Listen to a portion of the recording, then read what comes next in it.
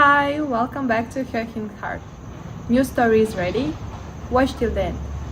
The bank manager's face went completely white. His hands trembled as he reached for the phone. "Lock the front doors," he told his assistant, "and call the police, now." He looked at me like I had just handed him a live grenade instead of my dead grandfather's old passbook. The same passbook my mother threw in the trash just yesterday, calling it worthless junk that should have stayed buried with him. She was so sure it meant nothing. Turns out, some secrets refuse to stay in the grave, and some of them have teeth. But I'm getting ahead of myself. Let me start from the beginning. My name is Danica Gross. I'm 31 years old, and until that morning, I thought the most exciting part of my week would be fighting with my landlord about the broken radiator in my apartment. I work as a paralegal at a small law firm in Columbus, Ohio. It's not glamorous. The pay is modest. My car is 12 years old and makes a sound like a dying whale every time I turn left. But I'm good at my job because I notice things. I ask questions. I don't let go until I find answers. My family has always considered this a character flaw. The funeral was on a Tuesday. My grandfather, Eugene Gross, had passed away at 89 years old. He lived on a modest farm about 2 hours outside the city, the kind of place with a wraparound porch and fields that stretched out to the horizon. Everyone assumed he had nothing, just an old man in an old house, living out his final years in quiet simplicity. That's certainly what my mother wanted everyone to believe. The service was small, efficient, and cold, exactly Miriam's style. My mother has always believed that emotions are a form of weakness, and funerals are no exception. She organized the whole thing like a corporate event. 30 minutes for the ceremony, 45 minutes for the reception, and then everyone goes home. No lingering, no unnecessary tears. The catering was from a place that clearly believed mayonnaise was a food group. My grandmother would have risen from her grave just to complain about the potato salad. She had standards. Miriam does not. My brother Wyatt showed up 40 minutes late in a suit that cost more than my car. He said parking was difficult. The farmhouse has a gravel lot the size of a football field, but sure, Wyatt, parking. He barely looked sad. Then again, Wyatt has never been particularly good at emotions that don't directly benefit him. He hugged our mother, shook a few hands, and spent most of the reception checking his phone, probably monitoring his investments. Wyatt loves talking about his investments. I stood in the corner watching my family perform grief like a stage play, and I thought about my grandfather. Eugene Gross was an accountant for 40 years. Numbers were his language. He could look at a spreadsheet and see stories that other people missed. He was also a chess player, and a good one. He taught me to play when I was 7 years old, sitting on that wraparound porch with a board between us and lemonade sweating in the summer heat. He used to say that chess wasn't about the pieces you captured. It was about the positions you created, the traps you set, the patience to wait for your opponent to make a mistake. His favorite saying was this: "The truth is patient. It can wait longer than any lie." I never understood what he meant by that, not until now. 2 weeks before he died, I visited him at the farmhouse. He was weak, his body was failing, but his eyes were sharp, focused, alive. He grabbed my hand with surprising strength and pulled me close. His voice was barely a whisper, but every word was deliberate. "The passbook," he said, "in my study. The chess book. Only you, Danica. Promise me." I promised. I didn't understand, but I promised. After the funeral service, the family gathered at the farmhouse. Miriam was already walking through the rooms, talking about selling the property, discussing potential buyers, calculating square footage like the body wasn't even cold yet. Wyatt nodded along, occasionally offering suggestions. They had clearly discussed this before, probably while Grandpa was still alive. I slipped away to his study. It was a small room lined with bookshelves smelling of old paper and pipe tobacco. Grandpa hadn't smoked in 20 years, but the scent never left. I found the chess book immediately. Strategic Endgames, a Master's Guide. It was his favorite. We had discussed the positions in that book 100 times. I pulled it from the shelf, and it felt wrong. Too heavy. I opened it, and my heart stopped. The pages had been hollowed out. Inside was an old leather passbook, worn at the edges, the kind of thing you might find in an antique store. It looked ancient, like something from another era. I brought it out to the living room, curious, wanting to share this discovery with my family. That was my mistake. Miriam saw it before I could even speak. Her reaction was immediate. Too fast. Too sharp. She crossed the room in 3 steps, snatched it from my hands, and barely glanced at it before throwing it directly into the kitchen trash. "This is garbage," she said. "Old accounts that don't even exist anymore. This should have stayed buried with him. Don't go digging through his things, Danica. It's not appropriate." Wyatt laughed from the couch. "Always the sentimental one, aren't you, Danny?" They exchanged a look. Brief. Almost invisible. But I saw it. I've spent 8 years working at a law firm. I've seen that look before. It's the look people give each other when they share a secret, when they're afraid someone is getting too close to something they want to keep hidden. That night, I couldn't sleep. I kept thinking about my mother's reaction. If the passbook was worthless, why was she angry? Why not just dismissive? Why did she need to throw it away so quickly, so decisively? And I kept thinking about my grandfather, his sharp eyes, his deliberate words. He was an accountant for 40 years. He didn't make mistakes with numbers or documents.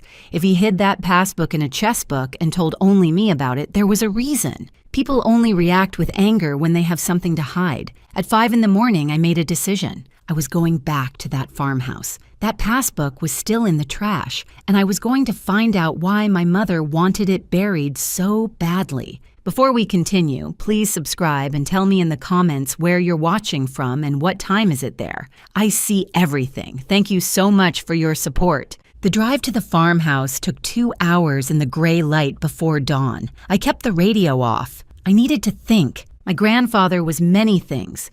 Patient, methodical, strategic. He spent 40 years as an accountant, tracking numbers, finding discrepancies, documenting everything. He played chess like a man who could see 15 moves ahead. He did not do things randomly. He did not hide passbooks in hollowed-out books and whisper cryptic instructions unless there was a reason. And my mother did not throw things in the trash with that much aggression unless she was afraid. I arrived at the farmhouse just as the first light was breaking over the fields. The sky was painting itself in shades of purple and gold. No other cars. No one else around. Perfect. I let myself in with the spare key that Grandpa kept under the 3rd porch step. The house was silent. Still, like it was holding its breath. I went straight to the kitchen. The trash can was exactly where I left it. I pulled out the bag, set it on the floor, and started digging. There I was, a grown woman with a college degree, elbow deep in garbage at 5:30 in the morning like some kind of raccoon in business casual. My grandfather would have been proud. My therapist would have had questions. The passbook was near the bottom, underneath coffee grounds and paper napkins from the funeral reception. I pulled it out, wiped it clean with my sleeve, and examined it properly for the first time. The leather cover was old and worn, made to look like something from decades ago. But when I opened it, something was different. The account number inside didn't match the old-fashioned appearance. The format was wrong. Too many digits. Too modern. And then I found the note. Tucked into the spine of the passbook, folded into a tiny square, was a piece of paper in my grandfather's careful handwriting. Account number 77412289. They don't know about this one. Ask for the full history. Trust no one in the family. Only you, Danica. I read it 3 times. They don't know. Meaning Miriam, meaning Wyatt. My grandfather had hidden something from his own family. He had trusted only me to find it. I took photos of everything. The passbook, the note, the account number. I uploaded them to cloud storage immediately. Working at a law firm teaches you certain habits. Documents can be destroyed. Files can be lost. But digital backups are forever. I drove home with the passbook in my bag and questions burning in my mind. The first call came at 10 in the morning. Miriam. Her voice was sweet, concerned, motherly. Everything she isn't. Just checking on you after yesterday, she said. Such a hard day for all of us. I waited. There was more coming. You didn't take anything from the farmhouse, did you? Everything belongs to the estate now.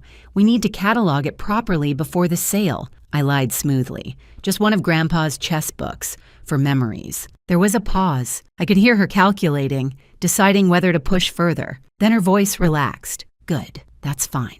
But don't go digging through his things anymore, Danica. Some things are better left alone. Your grandfather wasn't, well, he wasn't himself these last few years. His mind was going. He didn't always know what was real and what wasn't. I said nothing, but inside, I was screaming. 2 weeks ago, my grandfather looked me in the eye and gave me specific instructions. The passbook, the chess book, only me. That wasn't a confused old man. That was a man with a plan. That was a man who knew exactly what he was doing. The second call came at 7 that evening. Wyatt, my brother, who hadn't voluntarily contacted me in 6 months, suddenly wanted to chat. My brother calling to check on me was about as natural as a cat offering to do your taxes. The last time Wyatt voluntarily contacted me was 3 years ago to ask if I still had Dad's golf clubs. I did. He took them. I never saw them again. Some patterns you learn to recognize. "Hey, Danny," he said, his voice too casual, too friendly. "Mom mentioned you've been asking about Grandpa's stuff. Just wanted to make sure you're okay." "I'm fine," I said. "Just processing." He hummed sympathetically, then carefully. "You know, Grandpa didn't really have much, right? The farmhouse, some furniture. Mom and I already talked about it. She's going to handle the sale. I'll take care of the property stuff. You don't need to worry about any of it." And there it was. They had already divided everything. Miriam gets the money. Wyatt gets the property. Danica gets nothing. They assumed I would just accept it. They assumed I wouldn't ask questions. His parting words, "Just let it go, Danny. You know how Mom gets. It's not worth the fight." After I hung up, I sat in my apartment and thought about the timing. Miriam called at 10. Wyatt called at 7, 9 hours apart. Almost like they were coordinating. Almost like they were checking what I knew, confirming their stories, making sure their lies were aligned. They were scared of something. This is exactly why I keep records of everything. Every conversation, every date, every detail. Working at a law firm teaches you that memories fade, but documents are forever. I wrote down both calls word for word. Time, duration, exact phrases. I looked at the passbook again, at my grandfather's note, at the account number that was too modern for the old leather cover. Tomorrow, I was taking a personal day. I was going to that bank. I was going to find out what my grandfather hid, and whatever my mother was so desperate to keep buried, I was going to drag it into the light. I took a personal day from work, which my boss granted with minimal questions. One of the benefits of never taking time off is that people don't argue when you finally do. The drive to the bank took 2 hours.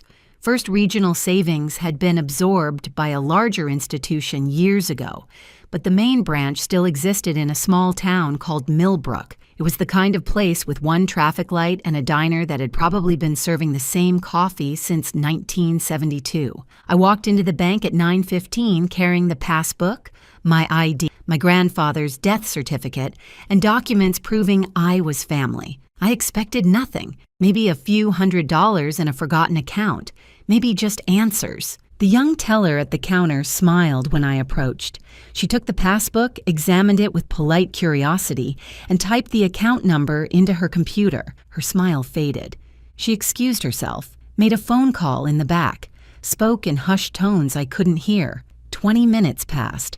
I sat in the lobby watching the clock, starting to feel foolish. Maybe Miriam was right. Maybe this was nothing. Maybe I had driven 2 hours for an empty account and a dead end. I sat in that lobby so long I learned the security guard's entire life story. His name was Carl. He was training for a 5K. His wife made him give up bread. I have never seen a man look so sad while standing 3 feet from a bowl of complimentary mints. Then a man in an expensive suit appeared, tall, gray at the temples, with the kind of face that was professionally neutral. He introduced himself as Theodore Calloway, regional manager. He asked me to come to his private office. His hands were slightly unsteady when he took the passbook from me. He examined it like it might explode. Then he sat down heavily in his leather chair and let out a long breath. "Miss Gross," he said carefully, "this account is flagged in our system." I felt my stomach drop. Flagged. That word never means anything good. But he continued. "Not because of anything you've done, because of its history," he explained. The account wasn't from 1962, despite what the old passbook cover suggested. It was opened in 2010. My grandfather had deliberately used the vintage cover to disguise it. to hide it. The account was a savings instrument with compound interest. It had been untouched for 14 years. The current balance was, he wrote a number on a piece of paper and slid it across the desk, $2,147,832. When I saw that number, I made a sound that I can only describe as what happens when you accidentally sit on a cat. Part gasp, part wheeze, part desperate need to lie down. The bank manager offered me water. I needed something stronger. $2 million. My grandfather, who everyone thought had nothing, who lived in a modest farmhouse and wore the same 3 sweaters for 20 years, had $2 million hidden in an account no one knew about. But Theodore Calloway wasn't celebrating with me. His face was getting more worried, not less. "There's something else," he said. "In 2015, someone attempted to access this account. They had power of attorney documents for Eugene Gross. They had what appeared to be his signature authorizing the transfer. But our verification system flagged inconsistencies in the documents. The signatures didn't quite match our records. The access was denied, and the attempt was logged in our security system." My mouth was dry. "Who?" I asked, already knowing the answer. Calloway looked at his papers. The person who attempted access was listed as Miriam Gross. He paused. "Is that a relative of yours?" "My mother. My mother tried to steal this money 9 years ago. She failed, but she tried." Calloway made more calls. More people arrived. A woman from their security division, a man from legal. They pulled records from their archives and from other banks where my grandfather had accounts. The picture that emerged was devastating. My grandfather had money. Significant money, an inheritance from his own parents back in 1995, carefully invested and grown over the years. By 2009, when my father died and Miriam became Grandpa's caretaker, he had accumulated over $1 million across various accounts. Miriam found them, and over 5 years, from 2010 to 2015, she drained them, transfer by transfer, withdrawal by withdrawal, using power of attorney documents and signatures that looked authentic but weren't. She stole approximately $1.5 million from my grandfather, but Eugene was an accountant. He noticed. He couldn't stop her legally because she had convinced the courts he was mentally incompetent. He couldn't go to the police because no one believed a confused old man over his devoted daughter-in-law.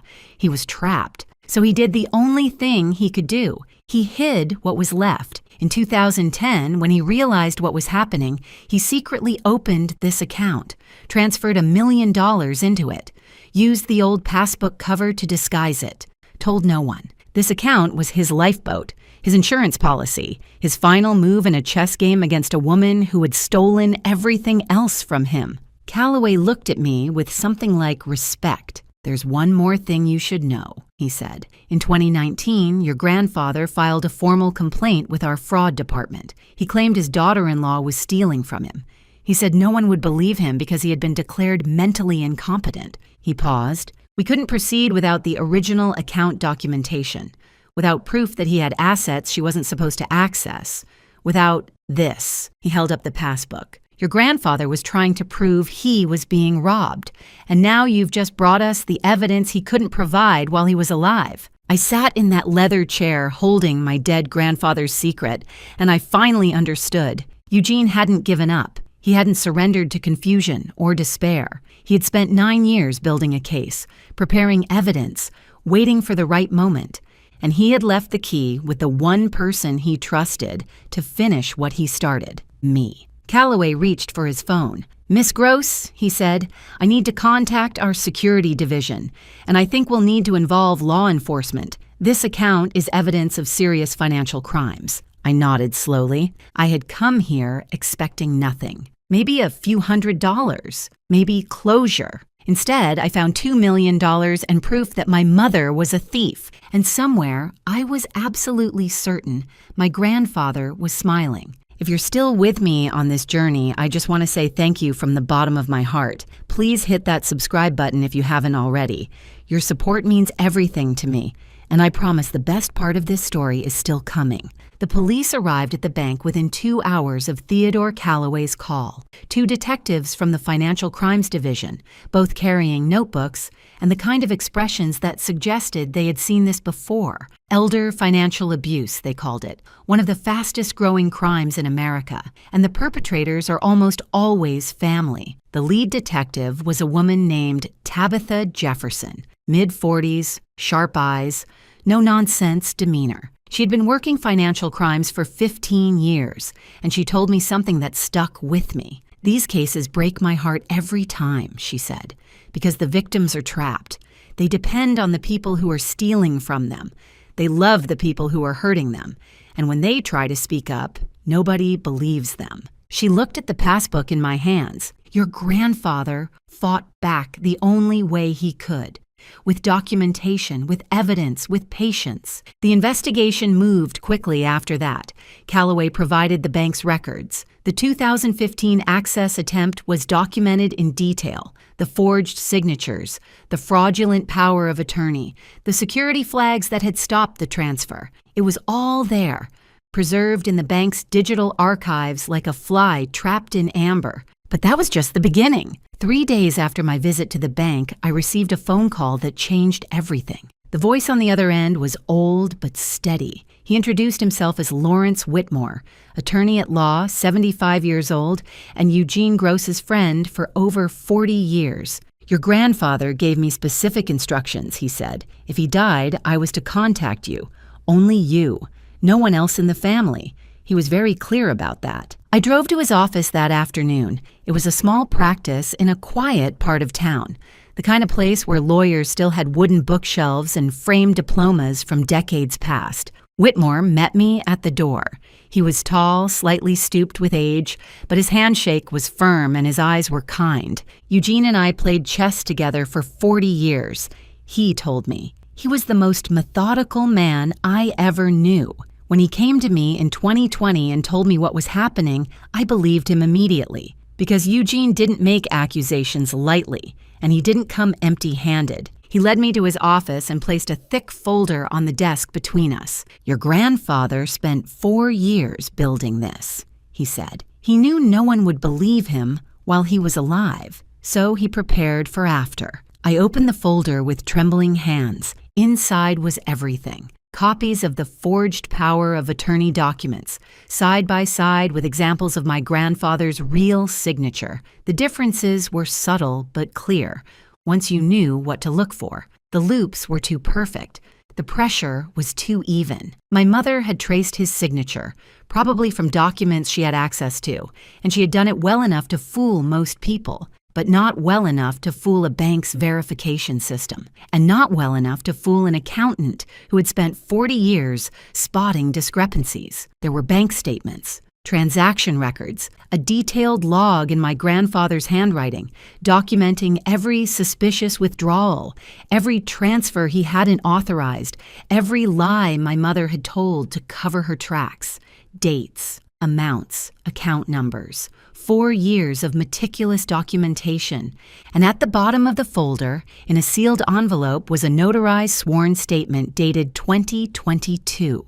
I read it slowly, my grandfather's voice echoing in my mind with every word. He described everything. How Miriam had taken control of his finances after his son died in 2009. How she had convinced doctors that he was showing signs of dementia when he wasn't. How she had isolated him from the outside world, controlling his phone calls, his visitors, his access to information. How she had stolen from him systematically for years while pretending to be his devoted caretaker. His final words in the statement hit me like a punch to the chest. "I am of sound mind. I know exactly what I am doing. I am leaving this evidence for my granddaughter Danica because she is the only one who will do what is right.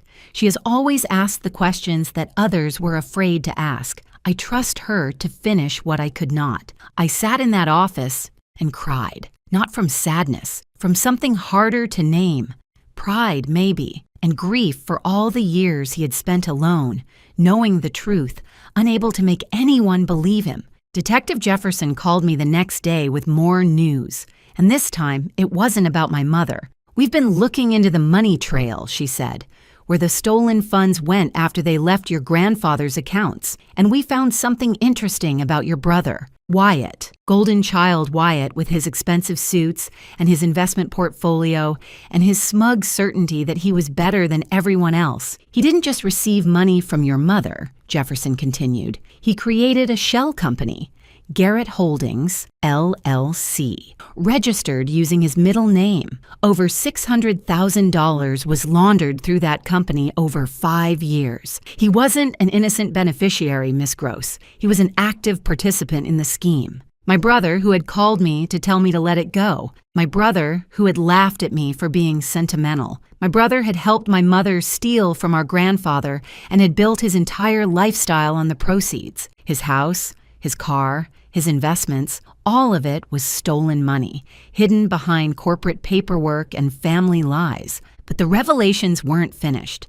Jefferson's team ran background checks on everyone involved. Standard procedure, she said, and they found something in my mother's past that explained everything. In 2002, Miriam's own mother had died. The woman had approximately $200,000 in savings. When the estate was settled, there was almost nothing left. Other family members had suspected something at the time, but they couldn't prove it. The money had simply vanished. My mother had done this before, to her own mother, 20 years before she did it to Eugene. And my grandfather had known. That was why he never trusted her. That was why he had been so careful, so methodical, so prepared. He had seen her pattern. He knew what she was capable of, and he had spent his final years making sure she wouldn't get away with it a second time. Detective Jefferson asked me to cooperate fully with the investigation, which meant keeping quiet.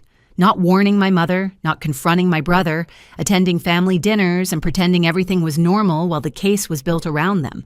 2 weeks of lies, 2 weeks of sitting across from people who had stolen from my grandfather, smiled at his funeral, and divided his estate like vultures, picking at a carcass. Sunday dinner at my mother's house was torture. My mother's chicken has always been a crime against poultry, but that night it felt appropriate. Here I was, choking down evidence of bad judgment while sitting across from a woman who had made bad judgment her entire career. Miriam talked about the farmhouse sale. She had found a buyer, good price, quick closing. Wyatt nodded along, mentioned a new investment opportunity he was excited about. They were so confident, so certain that they had gotten away with everything. After dinner, Miriam pulled me aside. Her voice was soft, concerned, motherly, the performance of a lifetime. "I know we don't always see eye to eye," she said, "but we're family. Your grandfather would want us to stick together, to support each other." I kept my face neutral. "Of course, Mom, family first." For 2 weeks, I had to pretend I didn't know my mother was essentially a white-collar criminal. Every time she called to complain about her neighbor's lawn or the price of eggs at the grocery store, I wanted to say, "You know what else is expensive, Mom? Federal prison." But I waited. I documented. I trusted the process. My grandfather taught me chess when I was 7. His favorite lesson, the best move isn't always the obvious one. Sometimes you sacrifice a piece to win the game. He had sacrificed his final years setting this trap. He knew he wouldn't see it spring, but he knew I would. The call came on a Thursday morning. Detective Jefferson's voice was calm and professional. "Miss Gross, we're executing the warrants today. Arrests will be simultaneous. I thought you'd want to know." I thanked her, hung up, sat in silence for a long moment. My mother was about to lose everything. My brother was about to learn that betrayal has a price, and my grandfather's patience was finally about to pay off. The arrests happened at 7 in the morning, coordinated to the minute. No warning, no opportunity for them to contact each other, coordinate stories, or destroy evidence. Detective Jefferson had planned it perfectly. I wasn't there. But Jefferson told me the details later, and I have to admit, there was a certain satisfaction in hearing them. My mother answered her door still in her bathrobe, coffee cup in hand. She saw the badges and the uniforms, and for just a moment, her mask slipped. I imagine she looked like a woman watching her entire world collapse in slow motion. Detective Jefferson presented the warrant. Read the charges: fraud, forgery, elder financial abuse, theft. My mother tried one last manipulation. Her voice was steady, reasonable, the voice of a woman who had talked her way out of trouble her entire life. "This is a mistake," she said. "My father-in-law was mentally unwell. He didn't know what he was saying. I was trying to protect him." Jefferson wasn't impressed. "Ma'am, we have 4 years of documented evidence, a notarized statement from your father-in-law, witnessed by an attorney, bank records of your attempted access to an account you didn't know existed, and a paper trail showing exactly where the money went. This isn't a mistake, this is consequences. My mother was handcuffed and walked to the police car. No screaming, no dramatic scene, just the quiet death of a lie that had lasted 15 years. Across town, at the same moment, my brother was in his office. He was in a meeting with clients when the officers walked in. I heard he went completely pale, tried to explain that there must be some confusion, tried to mention his lawyer. The officers weren't interested in negotiation. Wyatt was cuffed in front of his colleagues. His reputation died in that moment. Whatever he had built, whatever image he had cultivated, it was gone. You don't recover from being arrested for money laundering in your own conference room. The case moved through the courts over the following months. I attended some of the hearings. Watched the evidence pile up.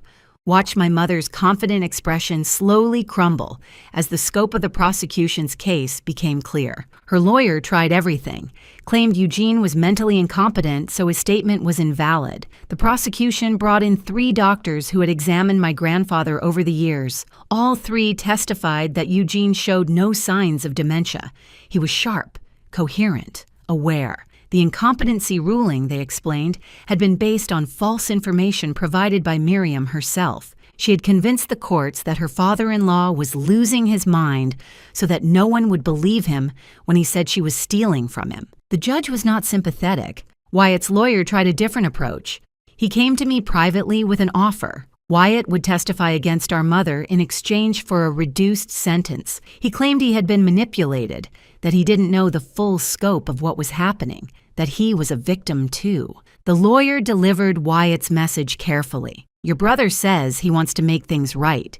He's willing to cooperate fully. I thought about it for exactly 3 seconds. Tell my brother that our grandfather taught me chess, I said, and in chess, you don't negotiate with pawns.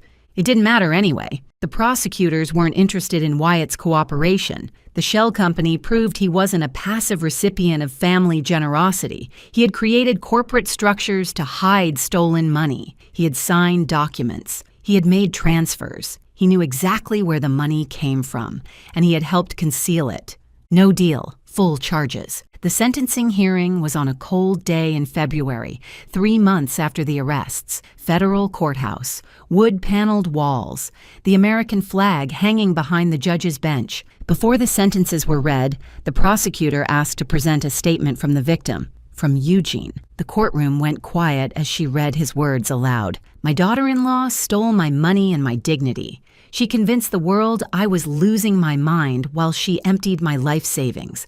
No one believed me, but I am not confused. I know exactly what is being done to me, and I am leaving a record so that one day the truth will come out. I watched my mother's face as those words filled the room. She stared straight ahead, expressionless, but her hands were shaking. Wyatt wouldn't meet my eyes. He looked smaller somehow, diminished. The confident, successful brother who had always looked down on me was gone. In his place was just a man who had bet everything on a lie and lost. The judge delivered the sentences. Miriam Gross, 7 years in federal prison, no possibility of early parole, full restitution ordered. Everything she owned would be liquidated and returned to the estate. Wyatt Gross, 3 years in federal prison. Felony conviction that would follow him for the rest of his life. His investment career, his professional reputation, his carefully constructed image of success. All of it was over. I sat in that courtroom and felt something I didn't expect.